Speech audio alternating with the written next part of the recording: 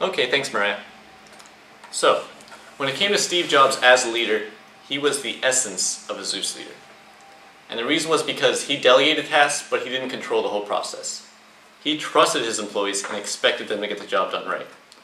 Now, when it comes to the leadership style of Steve Jobs, it was incredible. I mean, look at this quote. How could any CEO of any major corporation get $200 million in just 3 years if he wasn't doing something right?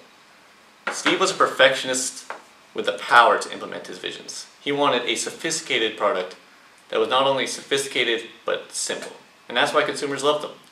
For example, let's go to one story. When he first started working on the iPhone, he told his engineers, "I want one button." His engineers looked at him and said, "Okay," and they went to work. The problem was that any other cell phone around had tons of buttons. It was like a cube. And the engineers realized this, but they went to Steve and said, "It can't be done. There's no way we can just have one button." But Steve said, "I want one button." And guess what? If you look at the iPhone today, it has one button. Now, how did he achieve this success? He achieved this success through inspiration and leadership. He was a CEO with more passion than almost any other CEO in the world. He would walk around Apple and tell his employees, "What we're doing here is going to send a giant ripple through the universe." And these words rung with power, and his people believed it. When it came to the structure of Steve Jobs and Apple, he believed in a task tribe culture. The reason was because he believed that he should have a team of individuals work together to solve problems and find the best possible solution. He wanted great products to come from passionate teams and passionate individuals. And he knew that as a leader, it was his job to ensure that this passion was felt throughout the entire organization. Let's look at a quote. Here you can see how Steve Jobs felt about the organization. It pretty much sums it up. But if I look at the first line, it says, "I could be doing a lot of other things in my life." I think to myself, well, if you have $200 million, I would be like on a cruise or something. Something fun. But anyways, he believed that motivation and enthusiasm would equal success. Another reason he was an amazing leader was because he had the lowest turnover rate out of any organization. And the reason was because his employees loved working for him. They had fun. They loved their jobs. One story is some employees would work 16-hour days, harsh days, do very hard work, fall asleep under their desks, wake up the next morning, have coffee, and do it all over again. And they wanted to. They loved their jobs. And they believed that they were working on truly groundbreaking projects, and that these projects were more interesting than any other work they'd be doing in any other corporation.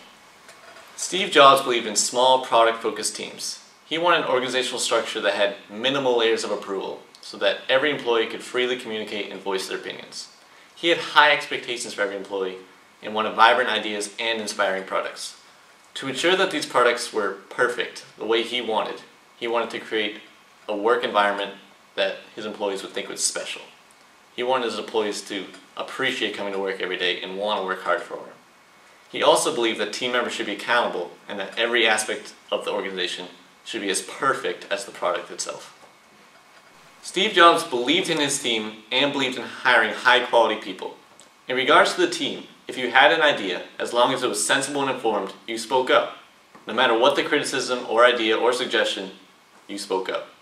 Now, in regards to when Steve was hiring new people, he always looked for people who were team players, had specialized skills, and had a passion for Apple and wanted to work for Apple. Two famous stories of people he recruited was Bob Belleville, an engineer, and John Sculley, a past CEO of Pepsi. With Belleville, he used the famous words, "I hear you're great, but what you've done so far is crap. Come work for me." And with Sculley, he used the words, "Do you want to spend the rest of your life selling sugar water, or do you want a chance to change the world?" Steve Jobs always went great lengths to shower recognition and appreciation on his employees. There's 4 great examples of how he did this. The first was, there was no health plan at Apple. If you had medical problems or anything, you sent the papers to Apple and they covered the costs. Second was that every single Apple employee flew first class. A third great example is that when Macs first came out, he went to the factory where Macs were being made, talked to every single employee individually, and gave each of them $100 bills. And finally, when iPhones first came out, he gave an iPhone to every single employee at Apple, even the part-timers and consultants.